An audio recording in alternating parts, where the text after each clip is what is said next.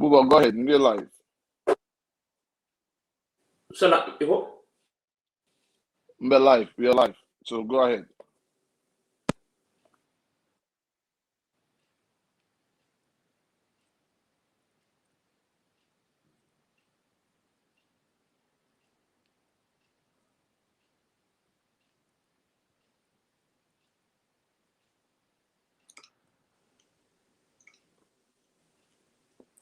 Yes. Boy, Aiba. Okay. So go ahead. Because what we struggle, you know. Yeah. Assalamu alaikum wa rahmatullahi ta'ala wa barakatuh. Suñ bokk seetaankat yi ñëpp ñu naa dalal waat suñ weekly show bi Straight Talk tey Wednesday from our studios in Reading in England. This step in a little bit because Buba is still in. While I'm just try to shut out some technical issues right now. Di continuer rek di rafetlu suñ seetaankat yi ñëpp ñoo xam ne ñu ngi follow show bi week in week out ñu ngi wane jërëjëf. This is your show it is suñ show la yëfi Gambia la comme luñ ko dee waxee rek football lañ am wala te foog naa ne dafa am importance torop ñu share suñ tot si football development Gambia because loolu rek moo ko yóbbu kanam. They always say in English 2 heads is better than 1 and foog naa ne ñun ñëpp suñ boole suñ ay xalaat suñ ay xalaat si football foog naa ne loolu rek mooy mën a yóbbu suñ football bi kanam tey nag am nañ fi a very interesting team boo xam ne rek team am importance ba tey suñu bañ a yàgga rek dinañ am suñ broda koo xam ne xel na si football dimbale play na football internationally dinañ ko am fii waaye li ma def rek dinaa bàyyi Buba mu continuer because dafa amoon ay technical issues there waaye I think everything is right. Buba, welcome.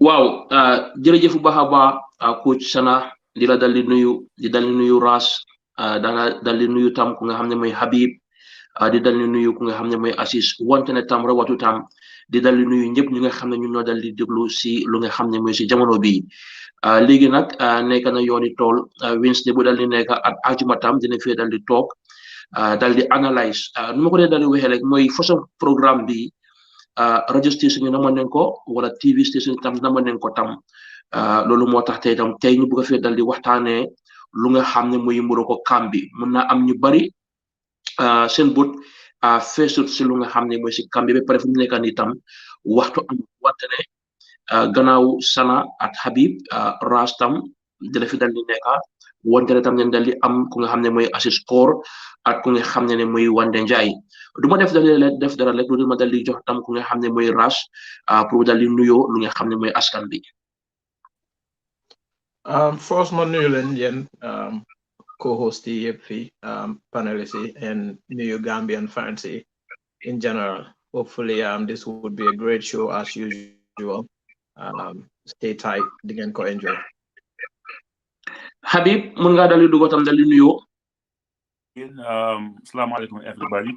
Ñëwaat nañ seen usual Straight Talk programme bi nag programme bu ees la mu ngi door just last week lañ amoon suñu first episode bi so we expect to have a very good show with all the people involved. Once again, thank you so much.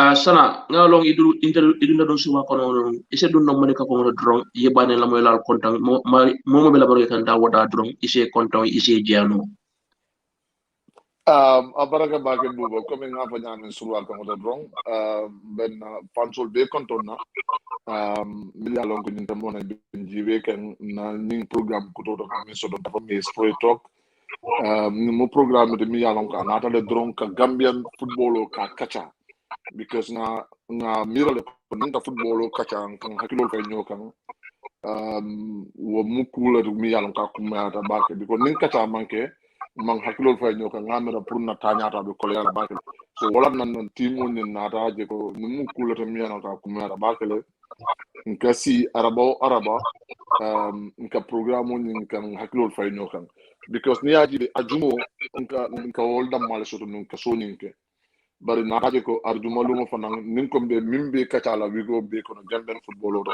muka exhaust no so nata mira ko nyum mira kendal te ngatala nga araba lumo fanan ke lungol kono mi yalon ko se continue kan na football kaca kadun kule mi yalon ko abib ka fale mimbe trending gambia la football do to ko le kaca so kule mi yalon ko nga jegal ko wala mun na responsibility pour ka kaca so inshallah rabbi wala na ngam programme mbal be alnim barala ka fale ko al continue kan programme la moy inshallah rabbi Assis man la dal di nuyu di la dalalaat ci beneen programme fu nga xam ne mooy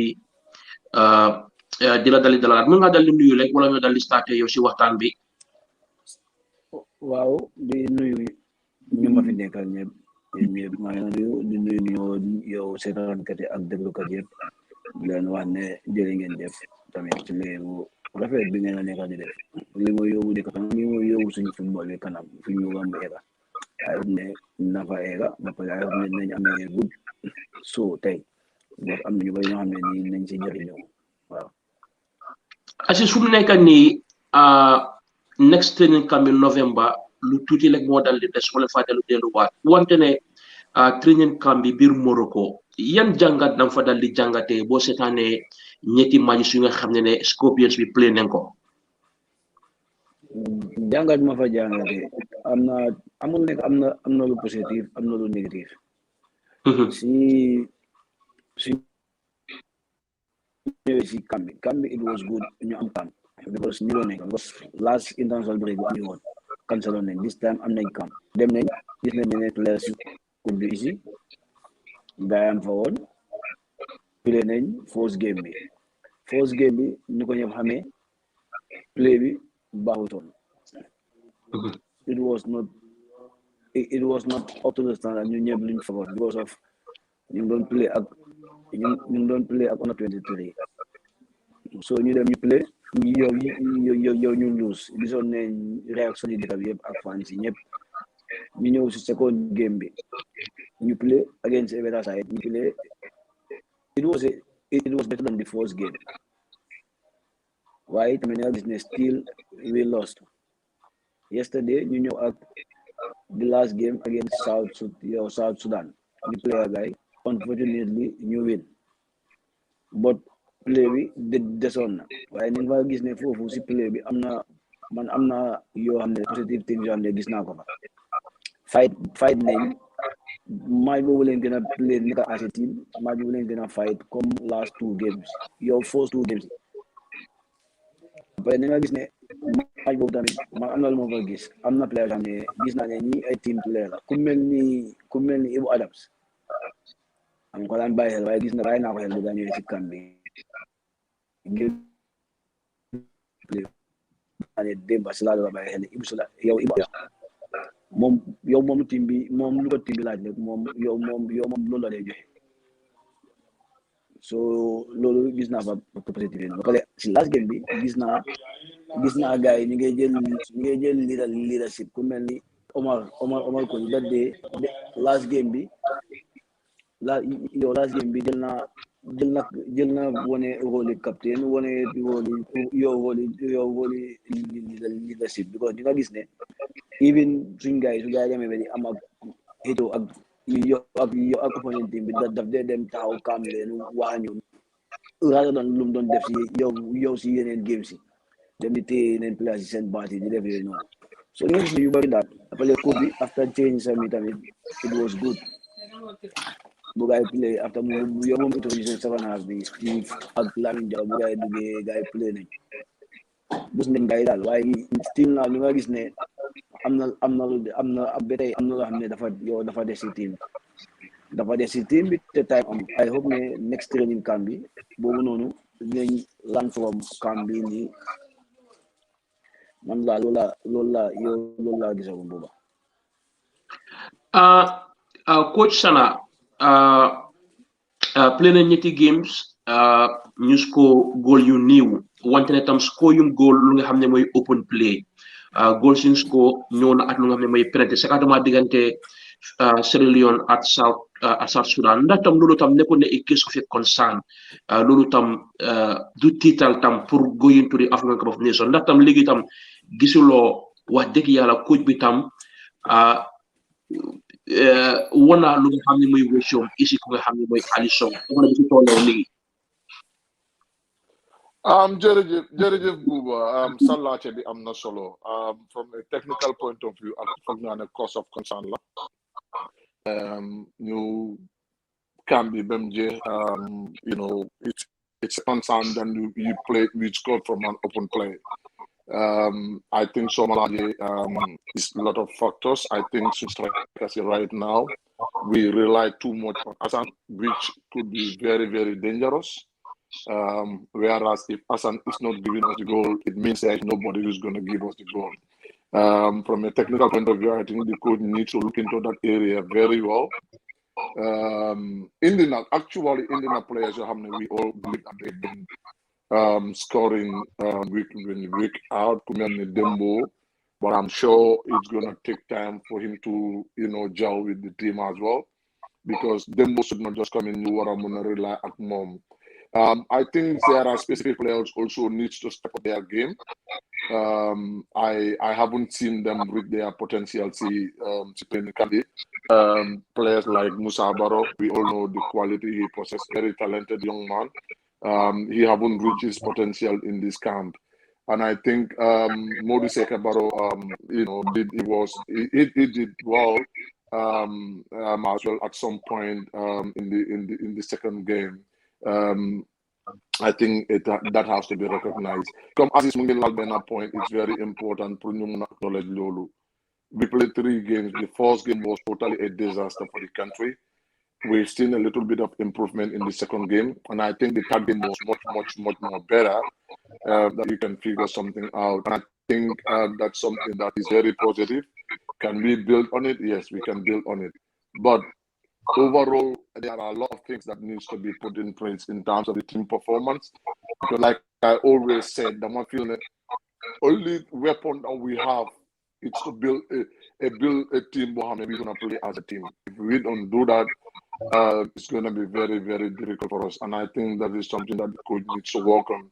The goal scoring area has to be addressed. We consider too many goals, and defensively, I would understand he was trying to play new players, giving them opportunity, but that was risky. It was something that wasn't okay. But hey, the coach is the biggest winner in this whole camp.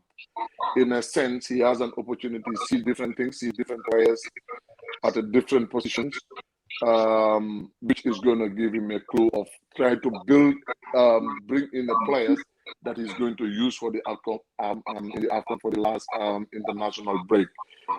Impressively, Ibo Adams, he's already caught my eyes. I have, like I've said, he could specifically use it rightly, the right way.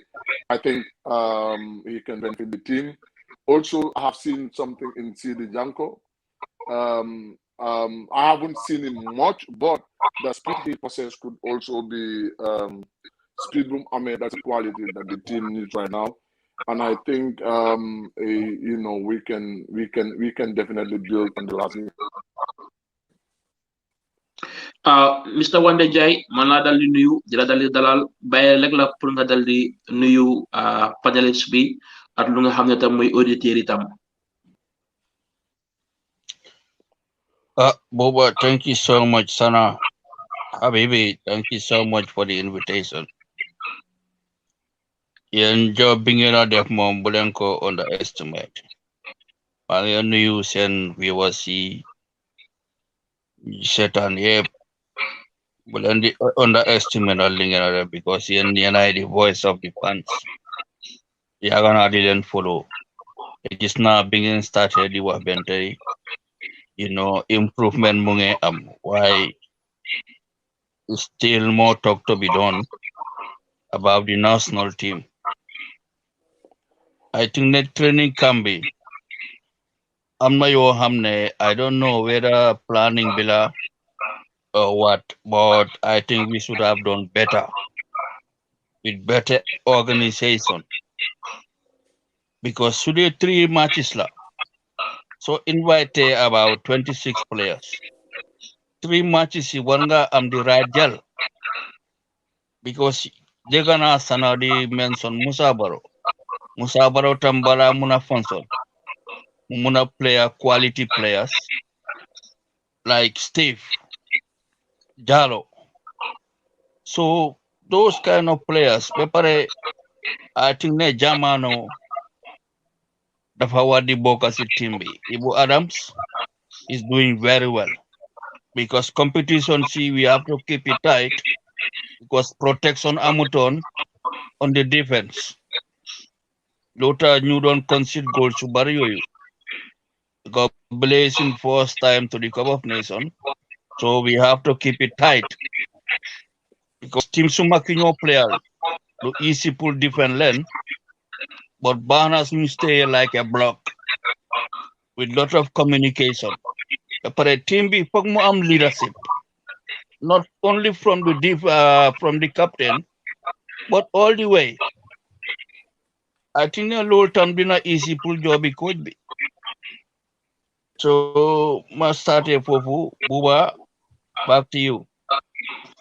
Wow, Ras, gis nañ ne jamono ñëwutoon that high quality tournament zone 291, a high delegation more than the demon be Freetown pour ñu play Gambia bi non Ghana, ba gaay Sénégal gagné leen, léegi am leen poto yi necessary wut ñu yóbbu assist wala ñu yóbbu wande ñoom Ibu Dibu wax ñu fi yeneen players yi nga xam ne play nañ country level, play nañ club level na tam gisuloo in need ñu beef up technical side team bi tam soo xooloon positif yi mu dal di joxoon si under 20 bi bu fa amoon passoire fay ñu am fa Ibu Fay team bi tam boole under to the technical minded, especially technical director, because team bi léegi soxna na psychological, soxna na technical, soxna tactical. Loolu tam gisuloo ko tam xanaa bàyyiloo ko xel si camp bi. Well, Banako help, and I have to agree with you, Ne. Lolo important because I give you a good example. Fortune Bindemesi Nari Benyaga. A lot of people were saying player amun experience. So imagine, for example, not just national standard. Imagine if Fortune had employees your dundon neng. People like Christopher Allen, goalkeeper. So don't move Fortune. Momusna play kind of games several times. Dina don't muna prepare boy during nakaram to bala game the local room. So when they boy mentally they know what to prepare for. So the Messi national team is the same thing. A game like 7-2, Marlon Setan show be the other time. If a person like Idrissa Sonko was there, easily halftime, he could say a word or two. Some of the words I would say more. Listen, all my time playing for the committee, all my time playing for this national team, Gambia, and you move on this kind of scoreline. So whatever you do, look behind, look at the flag. You know what I'm saying? Forget about tactics right now. When you go to the midfield, worry about the tactics. But right now it's about pride. Right now it's about represent. So when you have people, they've been there, they've done it, and they're talking to these players, it resonates more to them. It would not resonate, but it would resonate more to them because they are whole as is so extra motivation for sure. I'm hoping we would see some of these guys in the squad more. Habib, sana wax na ko wande wax na ko Assis wax na ko amoon nañ 26 man squad si biir Morocco avec pare tam daanaka daal ñu ne Sedi Janko ñibbi na ak place half back right bi Ibu Adams tam Assis wax na ko wande wax na ko team player la sana wax na ko team player ñu bari gisoon nañ ko wate most importantly pour ñu play ko place am gisoon nañ Jamano play nañ ko place am moom Mamadou Seka Baro ba pare tam change si ko bi tam def tam génne na wingas ici ay wingas génne midfielder ici lu nga xam ne mooy midfielder overall selection bi tam because 7 players ñoo nekk si biti ñu nga xam ne ñëwum si Morocco training camp bi ndax léegi tam foog ne coach bi tam war naa am 23 man squad tam muy war a dem biir Cameroon. Yeah, lu ngay wax yëpp it makes sense because ñu fi nekk yëpp ñu ngi follow team bi keenly ñu ngi bàyyi xel bu baax. One thing laa bëgg a gën a emphasize mooy coach bi it's about time mu xam lu mu bëgg te nu mu gën a gaawee gën a baaxee you know dëgg la am na players yoo xam ne ñoom ci camp bi wan nañ nit ñi ne ñoom they are ready to go, they are good to go. For example, man ku ma gën a impress throughout mooy Yusufa Bob Jakwa. He was solid, you know, upon the dafa wane ne football xale moo ko def. If you got the legs, da ngaa mën a play. This boy got the legs. He's physically fit. Xam na lu boo def dafa win ball dafa pass. So seetee suñu game bi ñoo Freetown ñu ngi ko indi 88 minutes. But the amount of ball you win ak lu mu pass si opponent half bi was just great. So ko xoolee yëpp join together. One day I'm not to mention so we get the best out of our best players. You have to put them together. Xam nga doo mën a jël players yi nga xam ne they are the best in the team nga dugal quarter by half. No, you have to put the best players on the pitch. They have to play together. But man, number one problem of the team is possession. You cannot be winning big games. So they may tournament bi yow mënuloo keepa tennis bi. Sa opponent su ko amee mu téye ko 5 minutes yow soo ko amee nga joxe ko in 40 seconds or 30 seconds before 60 minutes da ngaa loot da ngaa dog. We have to learn how to keep the ball. Keeping the ball meaning players dañoo recover te am nañ players yoo xam ne they can do that. ñoom jaamaanoo dañ ñeme tennis Steve dafa ñeme tennis Ibrahima Dabo dafa ñeme tennis yaa ma understand Jakwa dafa ñeme tennis Arsana Mane dafa ñeme tennis. You have to put those players no xam ne they could keep the ball. But mënuma understand 1940 football from our center back view to Mo Barrow. Def nañ ko several times woogul still now could you war naa mën a stop loolu. So we have to change our tactics suñu bëggee player ñoom Mali and then ñoom Tunisia. We have to keep the ball. su nekkee ñun saa buñ téye ball dañ ko pass opponent bi hey we will be kon dañoo fees you know and is a coach bi right now war naa xam lu mu bëgg ba pare it's obvious ne they need a strike loolu it's very obvious we need a striker. So I think this Ali Sow noise will still come again because it's a national team, not a club team. So meaning any Gambian out there playing football should be given a shot. Put your egos aside, Gambia first, so I think could be what now in the Ali make a shot because we have similar things to Steve and other players. But they all end up coming back to the team.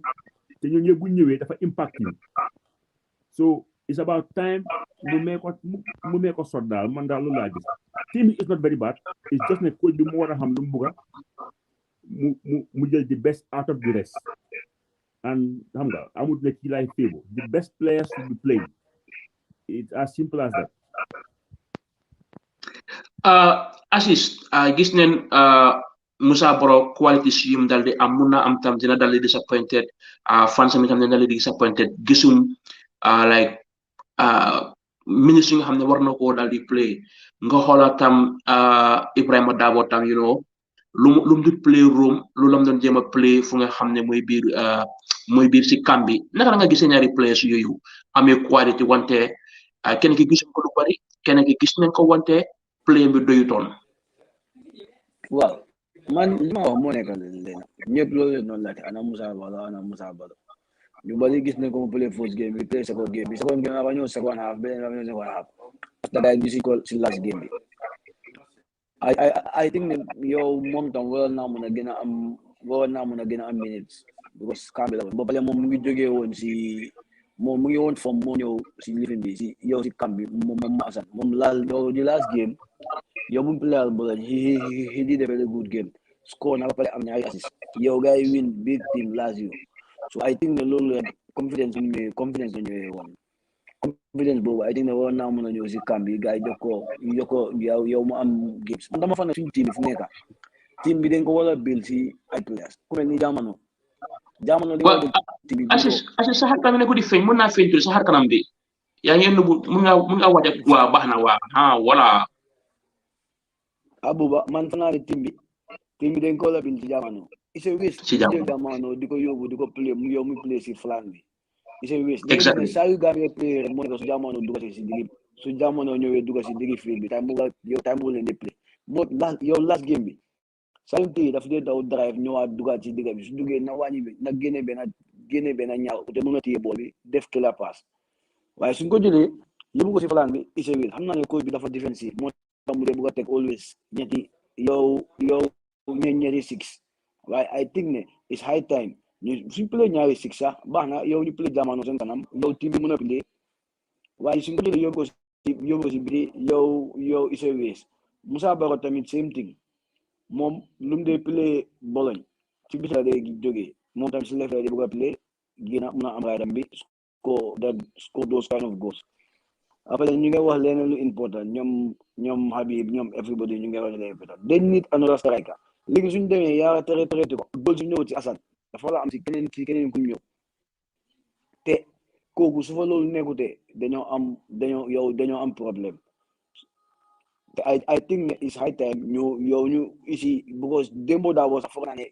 ci kam bi war nañ ko mën a ñaari game because ko bi xamoon na ne last game bi du ko play so I think ne daf ko war a start ci benn game mu mee ko playing time yow ñu mun ko gis ñëpp mun ko access waaye mun loo ko access ci 5 minutes 10 minutes yooyu mu play ko bi daal I think ne mistake bu nga def moo nekk ne daf dee ici su dee ko bi yuxu ici Habib yow ni isi Habib du ko dara de dafa toog ba isi benn place bi nga xam ne nii xaalal rek tey damaa ñëw dugal Habib yow ma boole ko national players yow nga xam ne dafa ñëw yow mu play yow ñu gis ne dugal na ko wa defu dara yow ma génnewaat ko which is very bad because gis nañ ko si first game bi ñoom Cuka ñoom Sey Siñaan ñoom ñëpp noonu la leen def ñëw rek isi leen playeroo gars yi ñu score gars yi 2 goals ñu génne leen ci beneen team bi yow ñu score team boobu 5 goals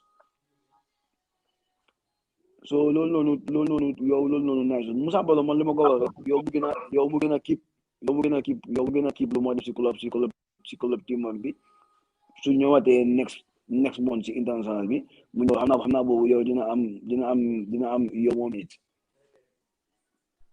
Mr Wande gis nañ groupe bi defoon na lu nga xam ne mooy blonda muy sexe bi ñu bari ñu ngi foog ne comme ni bokkutoon si action bi tangutoon man maa ngi foog ne woon defense line mistake la tam parce que ball bi war na dal di travel foofu moom tam amoon na first attempt bu dal di dellu sooy assess goalkeeper bi tam ak yan advice na nga war a dal di jox lu nga xam ne mooy goalkeeper si pour dal di wax ne rek gisuñ toon Pa Modou Diagne ku nga xam ne mooy Bokar Sané ak ku nga xam ne mooy Toldo wante ne dinañ dal di dellu si waat si lu nga xam ne tam mooy si kam bi wante wande affaire goalkeeper tam soo ko analyse si kam bi tam yan encouragement na nga dal di soxla gay parce que compétition bi tam bari na xam nga goalkeeper bi ma wax la number one problem every match dafa play with different defense Omar Colley every match ñu isil ko a different partner so that communication barrier boobu xam nga gaay ñoo ko create ba pare suñ defense bi duñ dee am protection because this 4-2-3-1 bi coach bi dee play do they help situation bi 4-2-3-1 bi amal benn like a midfield sweeper nga am a ball winner kuy mun di daw box to box flank player si duga si because goalkeeper bi okay xëj na lack of communication cause na ko goal su bari tam waaye ndax ñu ko doon protect ba pare I think ne Toldo should nekk a first choice he should be part of the team because experience dafa baax si team ba pare team bi I think ne their lack of motivation niñ leen war a motivate is not enough because yooyu daf day create divisions si any camp boys yi dinañ wax under the carpet but du ñëw outside But solen laje dinañ la wax lolu de duñoy am motivation. But pare togetherness is very important. Ma ñëw si Habib li nga wax si Ali Sow.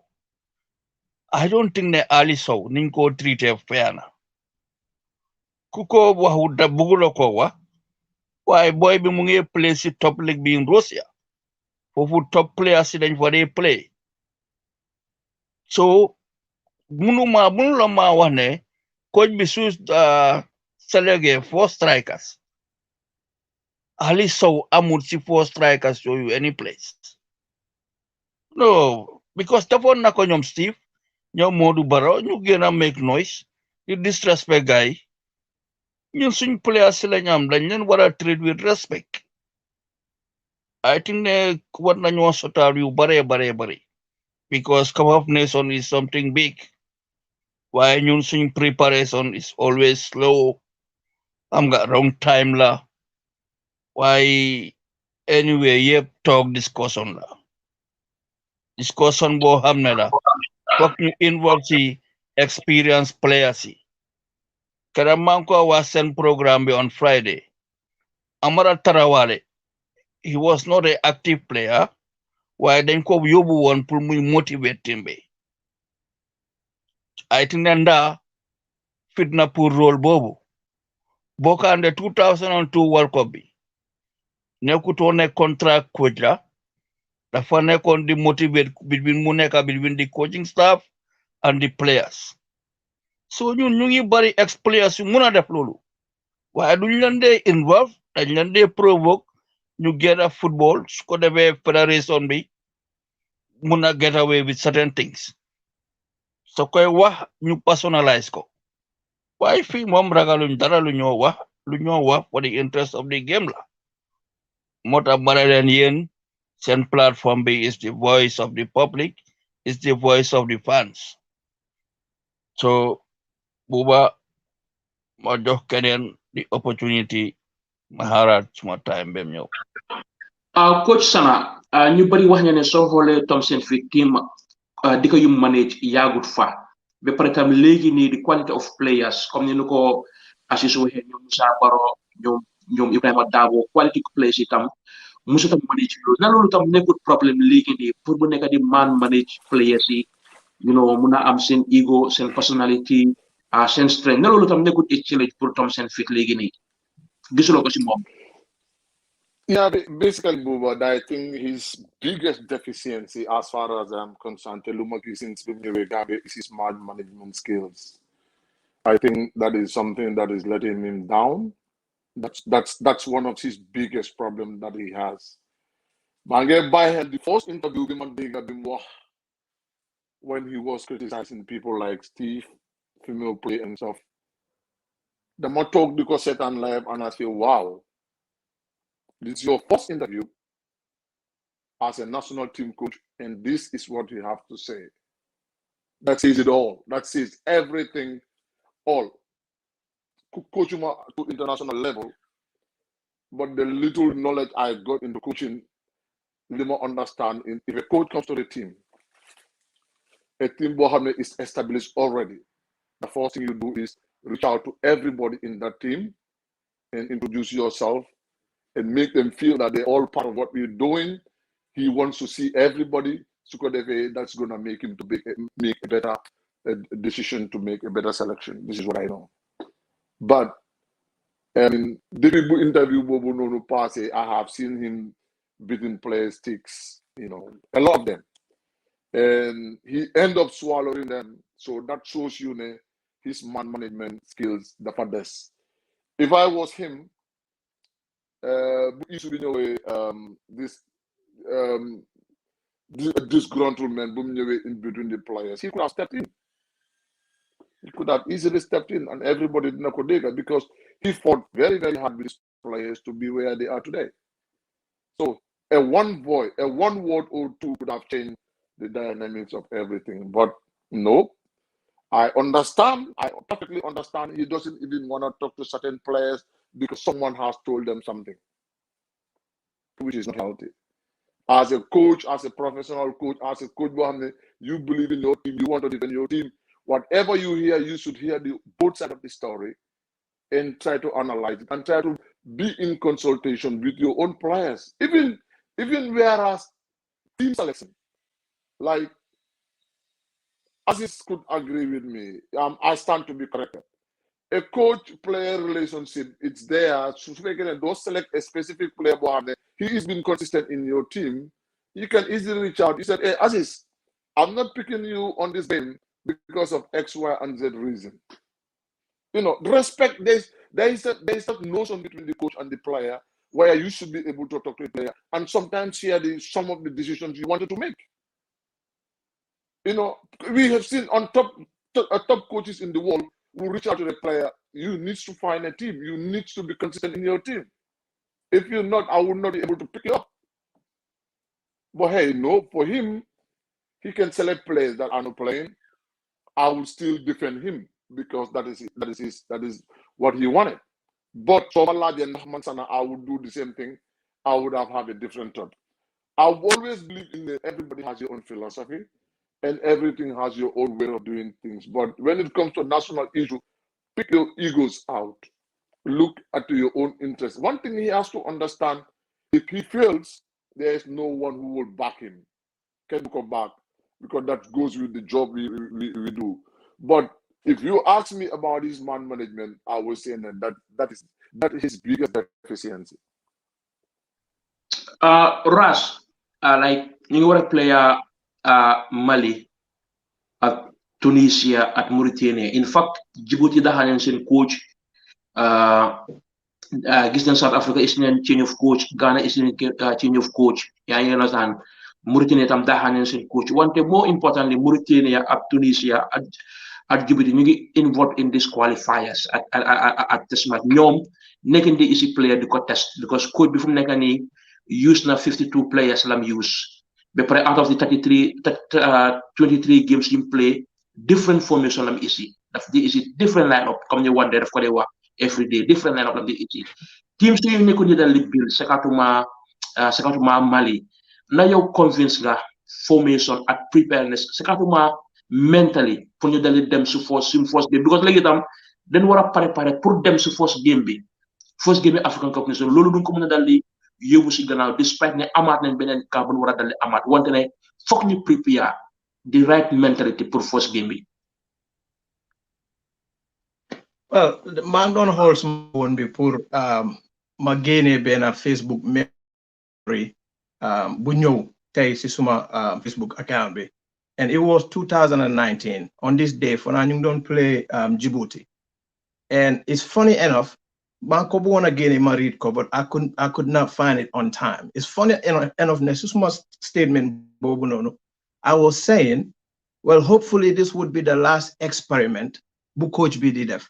Can you imagine this is way before New qualifiers, even your league you were a very AFCON. So I was used to at that time, 2 years ago, before that time, I was used to coach every game in the US. Sometimes 6 players would change, sometimes 8 would change, sometimes 9 would change. Now we are less than 3 months from the tournament, and you are going to come telling us ne Dangabuga experiment. Dude, how much time do we have? Like Mandama Fawone Lolo is just Gambian deficiency, but I'm expecting better from this coach. No one, when you go into big tournaments, preparations take more than a year. Experiments should stop. Experiment be what on now stop. Depends on last campaign cancel. You know, so you say team see you mentioned the new Dahasen Koji. They are playing one for World Cup. Some of them you get play for World Cup, you get parayas for African Cup of Nations. If this coach comes out and soon last test game, we want to figure out Lanmoy starting 11. When people say starting 11, we're expecting you to at least have 7. Lolusa is bare minimum. At least 8 yo hamne. We know ne hey. Fixture bunyo ki suganyute didn't go get team. But I promise you that next time we play, because of Lanlan Numinal, we may see a different 7 from new last playing. We may even see 8. So bottom line is, yeah, it's too late. We cannot change anything when it comes to management. but we want him to know ne hey ñun we want to be settled bëggu ñoo dem si tournament bi comme Assis lu mu doon wax rek affaire yi beneen striker at this stage waroon naa xam ne okay when I go to games and Asa nekkut di taal mi ngi lose chances kii laa am si suma bench bi suma ko indee dina ko faj but does the coach have it at this stage waroon naa xool mi ne suma gannaaw bi Omar Colley moo nekk suma captain bi and he plays all the time su fekkee ne moom ñaanuñ ko yàlla he cannot play kan laay jox leadership role boobu noonu at this stage does the coach have it you go to the midfield sakatuma midfield 6 boobu noonu 2 years plus ñu ngi jàmbat who is the right person dañoo dem ba foog ne teg nañ loxo si right person bi Mohamed Mbaye came and did a very great job su fekkee ne style boobu noonu la bëgg a play defensively te Mohamed Mbaye sax daf daan mun a yóbbu football bi tamit so daf la daan mun a jox ñaar so we were used to okay am nañ Mohamed Mbaye dinañ fa teg loxo and since then we are not seeing that te coach bi dafa am jikko boobu noonu one time ñu ngi doon jàmbaat suñu half back right bi ngiñ fay ñëw you know home base player ñëpp kontaan ne teg nañ fa loxo mu ceeñaat so man lu ma wax rek si dynamic bu coach bi dee follow ba suñu last game AFCON bi I'm expecting him to keep changing the experiment because one angle my anything we want in this coach make up na mind pretty much I don't think so. wante lan moo tax muy experiment ak lan la bëgg a achieve si experimental role am boobu parce que every press conference daf ko dee dal di wax lan lam si bëgg a because bu ma ko laajtee mu ñu daf dee benn report 140 players am dee benn scouting report te moom nu ko Assis waxee players yi am nañ quality am nañ strength Ibu Adams players yi yëpp apart from Ibrahima Sohana ak Dawda Ngom ñu ngi play 90 minutes ci seen club ñii they are top players apart from form bu bon bu Omar Colley am all these players they are giving so leen isee you cannot get the best out of them yow duñ mën a blame players yi because hadn't been suñu isee lu ma daloo wana la South Africa def nañ coach of change am nañ 3 wins Ghana coach of change am nañ 3 wins so pour ñu prove that Mr X suñu isee woon beneen coach ko xarañ mun a am kooku dina ñu jox a different playing style comme ñu xam nekk di dal di joy. Well, at this stage, I am totally against bringing a different coach because time be allowed ñu ko. While going back to your loyal later affaire lan la nekk di ut. Man, I think that as a coach, when I'm looking at my pieces, I'm looking at my units. So today I'm in the James Gomez, ma in the Omar Colley, and they played well. And man luma don ut si suma center back PR in the gis naa ko. Dama tegangum bobu asay ma dem set suma left back bi boy left back bi ma ngi yaga jambat ma ngi odi edna Omar Gueye ñew na gañu wuton I'm very confident and satisfied with what he brings ma tek fofu nonu bor sampana suma 3 ma dem si right back bi legi amna janko suma 4 bi mudna haram ma hol sen backup si ma holat backup si mané Sirif Sinan good backup move parena fofu nonu move na dem na si diga bi ma xool lan laay mun a jëlee si digga bi su ma ko demee ba ko am si suma team bi man nu ma bëgg a gaay play at man lu project bu ma yóbbu ma génn foofu noonu dem si kaw bi the problem we have with this coach is you cannot invite everyone you have to be mënuloo maa wax ne player yooyu gis yëpp all this while ba tey mënaanguloo make up sa mind ne this department I'm totally satisfied is closed for now maybe after AFCON bi dinaa ko ubbiwaat but trust me su fekkee Habibi Fall dafa ñëw dooraat di touch somewhere in England or France. Balanga xam lu xew invite na ko waat the next training camp and then what would happen again? Deluwaat nañ si experiment. He just have to close the deal at some point. Mu concentrate fully on team bu am. Ne ñii laa am ñi ñooy suma koo bi ñii ñooy suma backup ñii laa yóbbu AFCON bi after the AFCON then nga ubbi waat sa recruiting bi but I don't see this pattern going with the coach honestly. Habib coach bi mu ne am na comme ne assistant coach am maa ngi Gambia wante ba léegi local talent bi gisuñ ko Ibu Faye bu mu fi ñëwoon mu ne in fact selecté nañ benn local goalkeeper woon pour benn training camp mu daal di cancel Ghana seen under 20 bi best player bi play na woon coach bi SB isi na ko bu play diggante Ghana ak Zimbabwe gaa seen goalkeeper bi tam under 20 bi tam mu ngi woon si bench boobu bés boobu tam like local players you know comme ni James Gomez soo ko dal di xool mu ngi represent local based players yi wante ne mu ngi play fu xam ne mooy biti play ni ko Ras waxee mun a am si play toon AC Hussein duñ ko mën a dal di gis wante pour tam xale yi nga xam ne ñoo war a nekk captain ëllëg ñu ñeme loo leen football isi leen si national setup bi tam because James Gomez obviously because tam duñ dem ñu war a win o ñu war a lose wante tam mënut a jaay ay players mënut a wane Gambia yëpp façon football am dal amee noo gisee local talent bi pour ñu involve leen ñu select leen tam. xam nga always dama dégg this notion ne Alhaji Sarr is in the Gambia watching the league loolu dafa war a leer Alhaji Sarr is not watching the league because he is paid to watch the league. Alhaji Sarr is watching the league because he wants to watch the league. He's Gambian, he loves the league.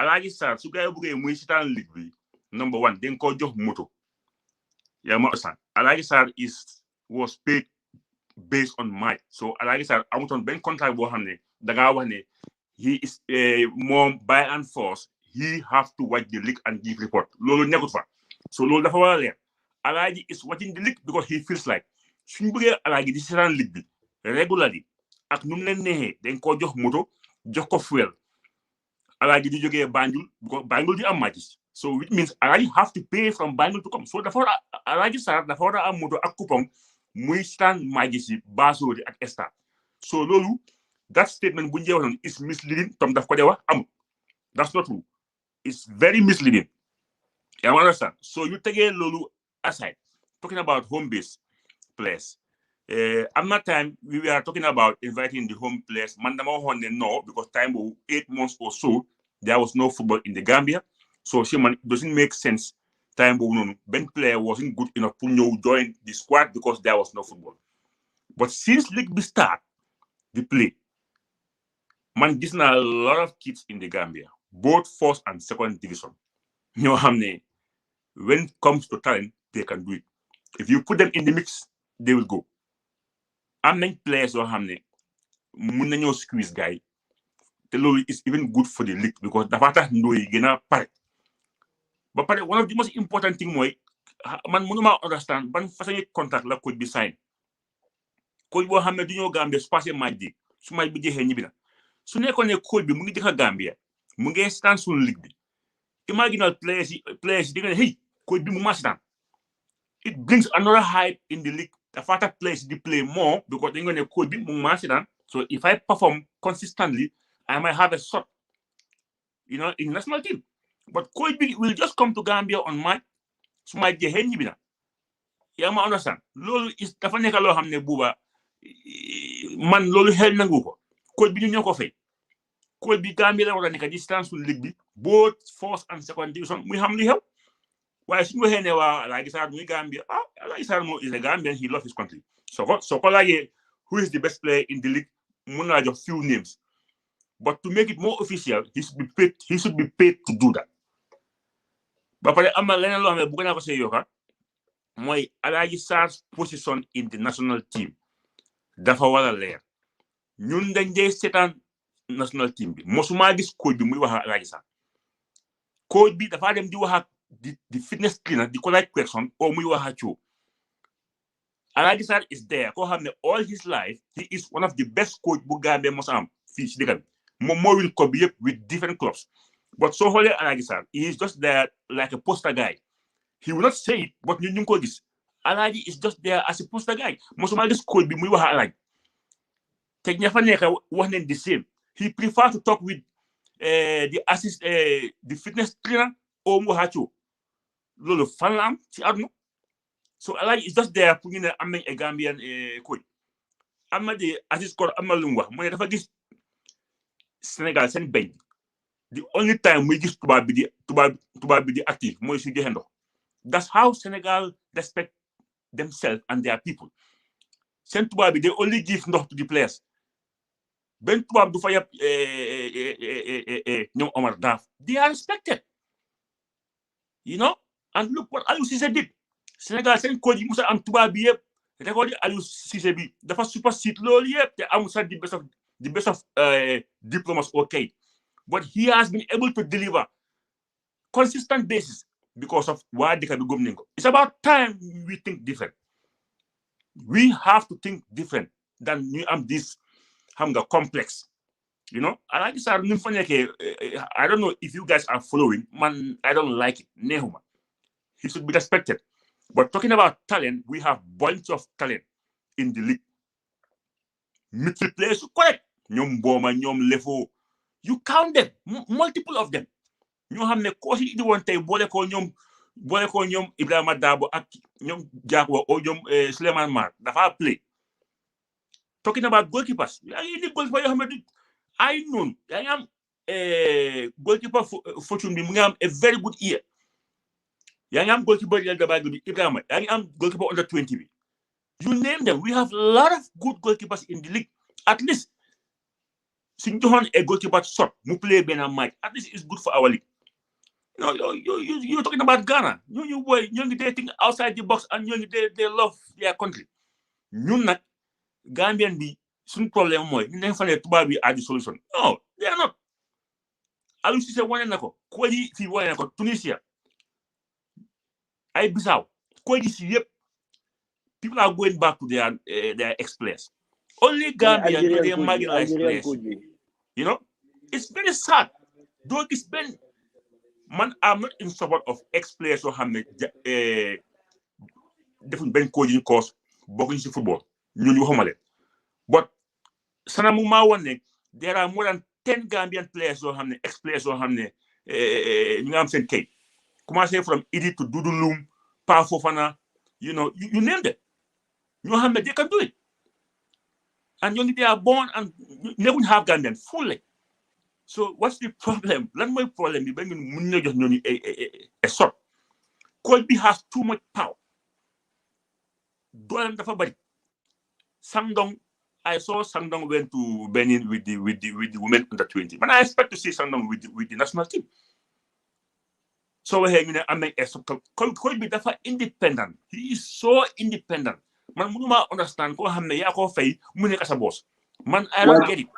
Well, Habib, jërëjëf waxtu mu no jamu tuuti rek Assis mën nga lifin sa caméra bi Assis la te wona la affaire Ibrahima Dabo wante waxlo won ci lu bari wax nga fomi Moussa Baro bi na fawlo tam place yu bari ñu doon fightal pour sen place because legi place bi ken garantum place de da nga am fixe place pour dem African Cup of Nations wante Ibrahima Dabo den senti mom ci lu mom lu bari la den ko bëgg tek en bu bari tam lo gisé mom last game am bi c'est ma Gambia ak lu nga xamné né moy South Sudan.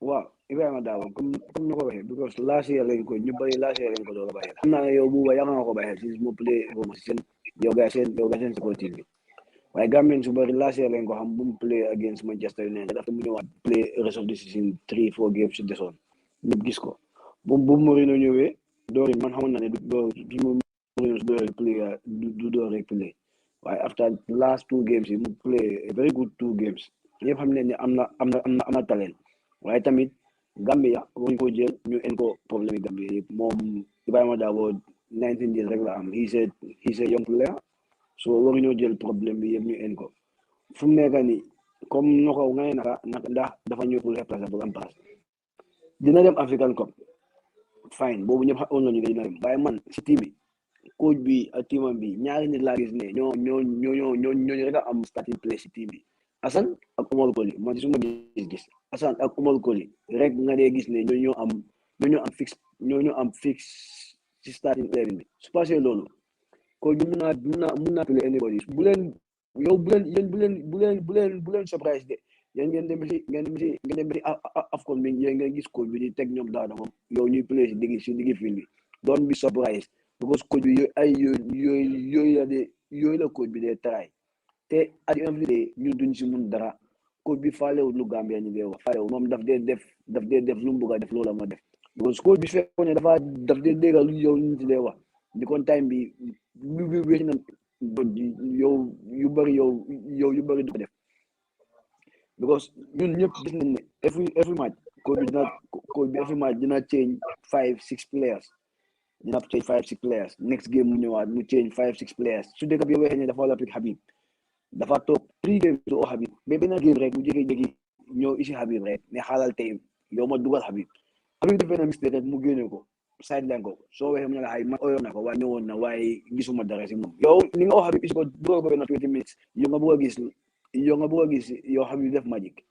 déedéet ba pare right now si time bu ñu nekk nii dafa war a xam naa ne def loolu waaye dafa war a stop ak experiment yu nekk di def at least lu raas wax wala ñoo ñëpp wala ñoo mën a toog ne 7 players yi day xam ne ñii nañ nekk starting 11 because man always dama dee seet Sénégal mu ñoo jot gaay waaye man always foofu laa seetee suñu bopp soo gisee Sénégal ni nga xam ne Sénégal seen team bi always Aliou Cissé yow nga xam ne Mendy mooy play Koulibaly ak xawma Diallo halfback yow ñaari halfback gi si ngay am daaw waaye ni nga xam ne Gana Gueye Sadio Mané ak Ismaïla Sarr ñooñu permanent ñooñu dee permanent ñooñu xam ne ñi ngi si team bi waaye Gambia Ould Kori ak Assane rek laa dee mën a mooy ñaan ñi am nañ gars yi yow nañ am starting place so te fu mu nekk nii la moo des 3 months xaw ma 3 to 4 months ñun ñëpp time bi waroon nañoo xam ne ñun waroon nañoo xam ne at least xam nañ 7 to 8 players yoo xam ne nii yow dañoo ñëw ñi nekk si 11 bi yow su fekkee gaañu yow dara jënd fi ñu rek but loolu noonu ñun fu mu nekk nii ñun suñ kiis dafa oversat ba pare leneen tam musi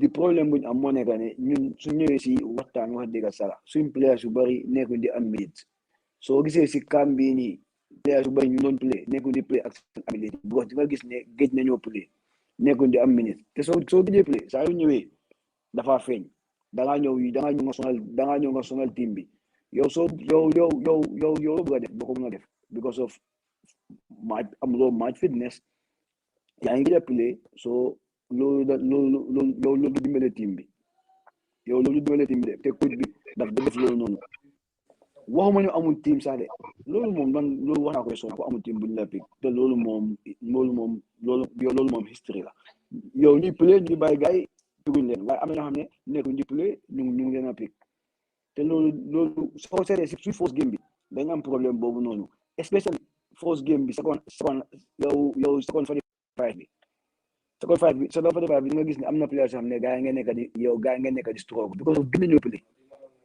nañoo play they are billahi walaay talaay 70% suñ team 65-70% gëj nañoo play te loolu noonu su fekkee loolu demee si AFCON bi loolu daf ñoo overgeten coach bi dafa la bàyyi si loolu noonu xel bu baax baax am na players yoo xam ne gars yi ngay play ñu ngi yow gars yi ngay perform I think it's high time coach bi tamit yow mu xool loolu noonu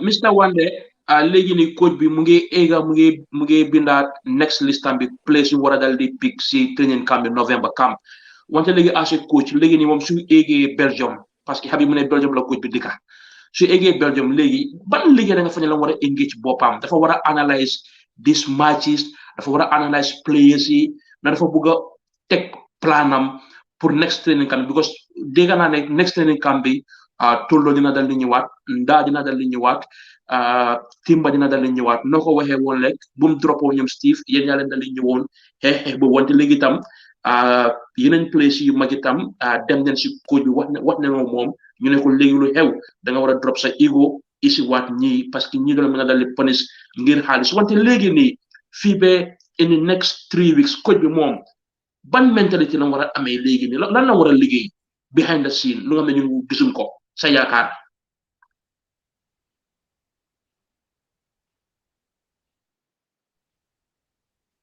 Well, hello, mën ngaa sa baat tuuti. Coach we have a big job from here, from right now to the AFCON. When you see Manjaki si Ras, Yangi raised a very important point because build team, man, suma experience in coaching since from the 90s, job na coaches yep Gambia. Spine B, from the goalkeeper to the defense, no longer belay a team. So scout solid defense nga started. The scouting from the goalkeepers, new defense B, new to the midfield, ñëw to the strikers. Why mënuloo afford every match different partners. Even goalkeepers itam dañ leen dee change. Okay, it's not bad.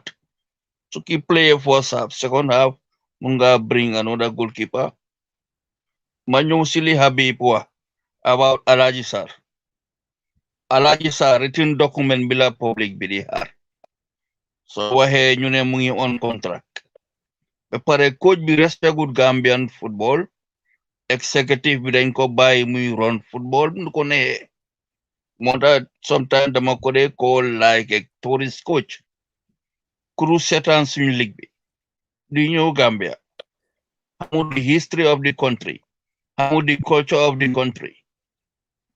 It's sad. Even suñ bench bi danga xool bench bi nga ne waaw ban ex gannaaw Alhaji Sarr ku fa musa play si national team bi. None of them. So loolu is sad. Su Gambia dey play sax nga ne ñana toog fii si bench bi. No, loolu I think that tam dañ ko war a change. The whole world ex-players ñoo run seen football. Both as a manager all the way, even to the last staff. So yooyu war nañ ko consider. Bu ma ñëw si sa question bi. I think ne coach bi ni moo scouté war na di ànd assistant am bi. Ba pare ndax mu ngi communiquer ak Alhaji Sarr. Ndax mu ngi communiquer ak sang di technical director. Ndax mu ngi send report to sang. Because as a coach, technical director be my boss. My bossy coaches here from the senior team all the way to the junior team. So be mom had not low FAB decide la. Why I don't think that it's a right thing to do. Sang should be part of the team. One of the biggest program here. So yagana neka TD and muddy experience. I think the executive be one of consider the ultimate. Because could be power sing ko Johnny ko abi wahe is too much. Pare mange gis na mom dafa isi own staff am sa. That means na using local coaches him jinko assist. No, I don't understand luñ fa def. So I think na you federation be one nañ ko consider. Boba lo amal pour laite wat. Yeah, Buba, Buba, ma yokka silu wande ware. Foog naa ne I have already said it over and over and over. So fekkee ne we made a decision based on certain interests, it can always come down more. The issue of this technical director, I have made it crystal clear. Do S should legi. But it baffles me who on earth would think with his football in mind to think that you have to appoint a technical director and just focus on the youth football, whereas even youth football do never answerable to the technical director. Who would think that in this world a technical a head coach the executive, I cannot work with this technical director. For that being the case, I cannot be answerable to him. That's the trend on the continent. This started with Ibrahim Manede, technical director in the Gambia. Okay, and someone has to break that. I'm not trying to point fingers to anybody, but it is where it's all emanated from. And that's the reason why people in football should think New Hollands and Bopper. When they make a decision based on a political line, he supported some agenda be for that being the case, I'm going to sideline, I'm not going to work with him. Yo, Momulo plus Bobo. You don't own that federation. It is owned by the country. Put your egos there, put your personal interests, they put you into office. All we need from you is look into the interests of the country. Someone said, I cannot work with this particular technical director. And you give them the opportunity not to work with him. now you been in a position, you are the technical director, and so someone out there also said, but the young man technical director be, so the coach is not answerable to the technical director, and that has to continue. Are we serious? Are we serious? Well, jërëjëf Sana Ras da nga bëgg a wax dara wala mën la ci question bu ma am. Buba. No, general question. General question. Dama bëgg yokk rek sunu Sana di wax ak oncle wa lu gay wax ni. Si affaire technical director is really because lu gay wax ni ñu xam nga ñun dundé ba do because why dafa over important because technical director bi moom moo sign code bi because all over the world technical director moom mooy sign code so technical director bi moom moo sign code bi so code bi dafa war a ñëw di report ci yow si technical director bi léegi suñu demee to an stage bi nga xam ne code bi bañ naa ñëw di report si technical director bi ñun wala nañoo ñëwaat ñu taxawaat ñu ak suñu bopp personne bi lan what is the problem fan la wrong bi nekka waaye Sana li ma wax nii dafa yàgg li ma wax is true because of xam nga Sana dafa bëgg a because of Ibrahima Mane moo nekk technical director boobu Sang moo nekkoon coach Sang du daan Ibrahima Mane boobu noonu loolu moo fa xapu noonu léegi Sang moo nekk technical director bi tubaab bi dem ñëw yow di nangu liggéey Sang soo léegi yow which means ne yaa traité ko su seen génnee su ñu amee benn technical director soo su ñëwee dafa yow dafa demee xam nga dafa ñëw mu demee yow dafa ñëw muy demee same thing te loolu noonu yow duñu yóbbu fenn xam nga programme bi dañ ne straight talk so moo tax affaire yi ñu war a ñëw rek ñoo affaire yi naka la xapu ne so loolu moo nekk problème bi the problem is with Sang and this FA they are issue moo nekk seen diggante te that issue loolu noonu duñu yóbbu fenn daf ñoo isi problème rek Sang moo ko sign on first time bu ma sign 2 years bi waaye bu ko gars yi di sign 5 years contract bi yow bu gars yi demee biir xaw ma Congo xaw ma Angola boobu Sang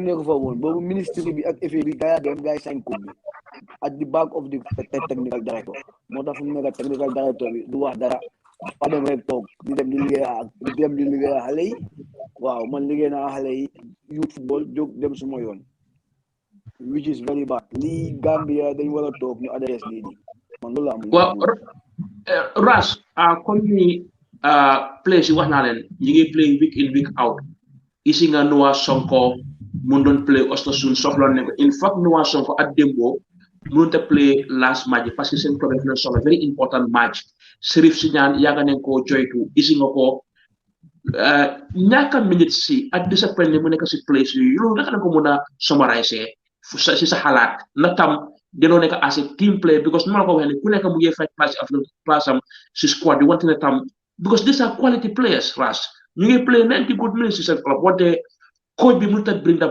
best out of them ban signal la moo seen si Noah Sonko Chuka Serif Siñaan ak even Alassana Mane Abubakar Kante ñu nga xam ne coach bi isu ñaari place si camp bi. Well, obviously there are a lot of footballers here. ñoo xam ne meguñ ko pros are playing in football, and even the coaches here, ñoom Wande at ñoom assist now they are active. Coach Sana, they will agree with me that sometimes da nga am benn player boo xam ne dina la jël 3-4 games balaa ngay mun a jëli that one thing that you were looking for. You know, even 190 minutes is not enough for you express and bopper. A very good example I would give you, Ibu Adams playing a Gambia several times, but Chow Bunko Chowlu this last game, we have never Chow Ibu Adams Turam, right? So it took him all that time pour Gambia be sen bopper ñu muna gis ne konde ki li la mun konde ki li la mo muna add si team bi. This is what I would have done. I have 3 games, and I wanted to see Serif Siñaan because Tambuma Korangis, I've seen him as a midfielder, but now he is more established as a defender. First game, Lamkojo 90 BF. I wanted to see Dembo. First game, Mojoko 90 BF. Every person that had come to the camp that I really want to see, muy playable S or muy playable hamne position with Esla. Between the first and the second game, I'm going to give them as enough minute as possible What they got fancy buga nañu gis Barrow, but man su ma nekkoon coach bi I would say Barrow, I think I know what you can do. So just make my time, my experiment these new players. Now the third game, I would take these new players based on Luma collect between 180 minutes bobu nonu. Ma jël leen at ñoom Barrow at yeneen players yi yëpp ma form a very strong 11. Ma ne okay nañ demali. But like as I said, neexut si fancy, but it's also even ñaaka ne si player bi si boppam. You know, imagine yaa ngi ñëwee form from your club, a guy like Dembo, Gambia bi yëpp a ngi coow boy kii am na goal yu mu dee taal. No, boy lii man daf ma dee jaaxal sax. You left your club, flew all the way to the camp just to play like 20 or some minutes. Bro, ñun ñoo xam ne sax ay post bu ndaw lañ dee play sax suñ taaloon suñ moto ñu dawal be Banjul ñu expect ne ñun dañ war a play 30 minutes nga dugal ñu 5 minutes boy dañoo coow di. You know, so if you are going to experiment new players, make sure you give them enough time. It's going to take more than 90 minutes, sometimes 2 games. Ibu Adam jël na ko ay 3-4 games. You know, that's just how I see it. What the Ras problem yi ko ñu am moy ñu ne daf la dee bëgg a play lo out of position because gis neen fu mu play Jamano last game mooy place am. Ibu Adams du ko dee play. Ibu Adams is one of the best box-to-box midfielder in England fu mu nekkoon noonu. Ibu Adams is a quality player wante du ko dee play place am first game daf ko isi sample la ko si field bi yaa ngi understand yaa ngi accommodate so many players out of their position so loolu tam sonna lu nga ne mu ngi ko disturb. Ibu Adams is a Forest Green player, and I have a friend called Hamne, season ticket holder. The father away game, the father home game. He goes to every game, and every time he takes pictures and send it to me. So first game Ibu Adam plays it can be. I went to him and I said, boy, I'm not seeing Lumade against Ibu Adam, and pay more attention to this. But he told me, he reminded me, you know that tough we set and games. He reminded me, my boy, gis nga Ibu Adam suñ ko dee play Forest Green. Then they take suñ ñaari strike and you take ko si gannaaw. Coach bi daf ko dee jox free roll. Nekk on a box to box. Defal lu la ne. As soon as we lose that ball from the top, you are our guy. Demal nga winal ñu ball yooyu noonu. So da nga gis ne last game bi bu coach bi defee loolu noonu mu play ko right in front behind the strikers lan moo happen suñ penalty bi moom moo ko pass side balaa ñu koo gaañ. And then he had the recovery motor tamit from that position to even be so effective defensively. So the point you are making is if you are going to bring these players, try your best to play them in a position that they are accustomed to. You know, yeah, I'm point of observation. Panga Ibu Adams, when I was very fortunate, Magisco play Gambia. And the last time no play was when don't play Algeria, Biri Banjul. Ibu Adams has always been a consistent player, even time we play. His issue with the national team wasn't even footballing reasons. There were more to that. And I'm glad that it's addressing your back. But he's one player that you can definitely rely on to do a specific job for you. The anytime could be I'm not they set up football with different interests.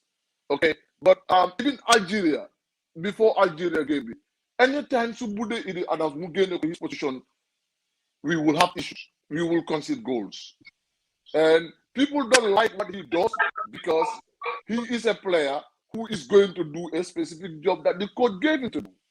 Against Algeria, Marhes wasn't even in the game simply because he was pinned by this line.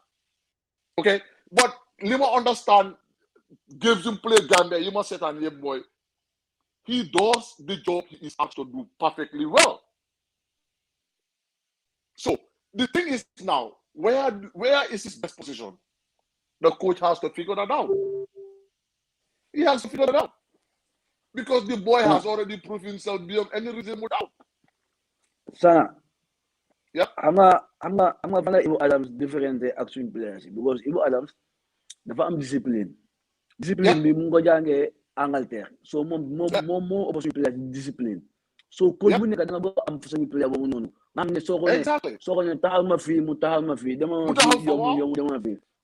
Ibu Adams nag discipline boobu la am te ñun ñu jógee Gambia ñun duñ dee am loolu noonu. Ñun da nga doole nga def nga bëgg a def. Coach mun na la wax nga ne ko waaw waaye su dee nga waaye Ibu Adams dafa am discipline boo xam ne lu ko coach bi wax loolu la moo def so foofu la utee ak foofu la utee ak suñu players yi nga gis ne players yu juróom fi ak players yu ñëw ñoom discipline bu gaay am ak ñun daf dee nekka yow daf dee différent so loolu noonu la Ibu Adams am ba pare Ibu Adams team player la he's a good I team player completely agree. team player la so coach bi dafa war a bàyyi xel man I think ne man su ma amee team man I like player bu mel ni Ibu Adams. Yep. Wala Njie waxoon nga motivation si fu sami xaalis la si wax yu rafet la na yan motivation rek nga tëjee foofu sa kàddu yi parce que ne waxtu ba noo dal di jàmm ba pare programme bi dinañ ko dal di continuer lu nga xam ne mooy Friday parce que ne Lamin Kaba Bajo joxe na press release ne documentary bu naani génnee gaa yi dal di juum ñoom so dinañ dal di visiter lu nga xam ne mooy press conference boobu lu fa gaa yi dal di wax wante tam Gambia seen women team bi ñu war a play Sierra Leone African Cup of Nations qualifiers boobu dañ ko dal di waxtaane Friday so lu fi jaaxalut rek nañ ko jekkali Friday wante fay tëjee affaire motivation ban façon su fekkee ne nit mun laa dal di déglu nga ne team bi laaj na motivation.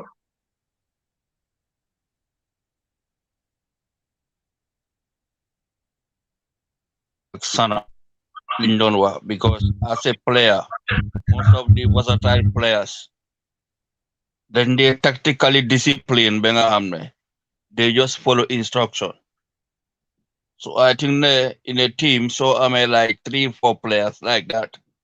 The far easy punga am the right balance. Fufunga am like area of operation on and off the ball. But in modern football league, is work rate. You cannot be lazy for your dinga fit in any team. No. Work rate is very important. But you will motivation be. Because I'm just been appointed coach be. But I don't want as a coach, especially national team coach. Being just appointed.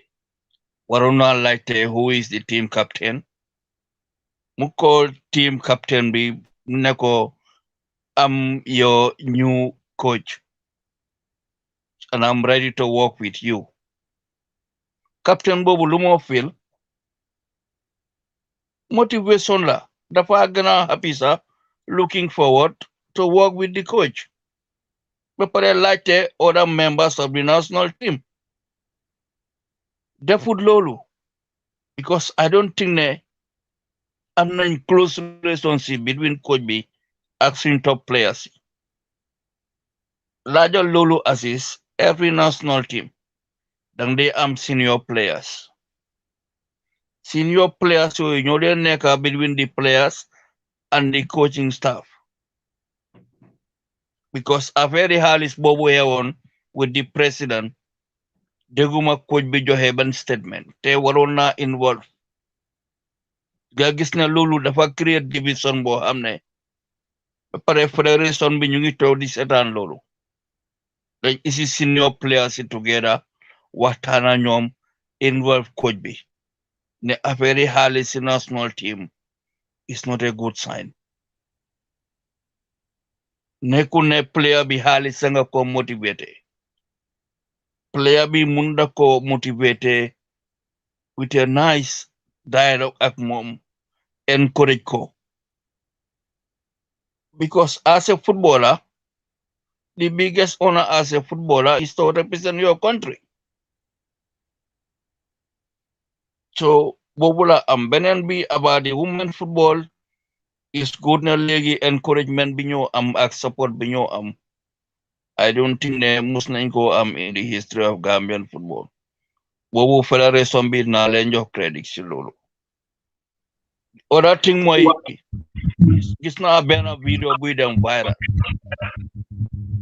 Man gis na ko on record Kaba Bajo di wayene momo responsible for the project. Why I'll be very happy to see Bakari Jamenyu clear airways on that issue. Because we create division very bang them viral. I think you warning call this because they say I'm right. Any Gambian I'm got right for watching football law. So go nebula. ñëwal nga ñëw with discipline nga wax sa statement straight away. I think ne yooyu war nañ di ko wax. Moo tax plateforme bi ma respect leen bi moom dama ko tuddee naa leer VAR. Thank you Buba.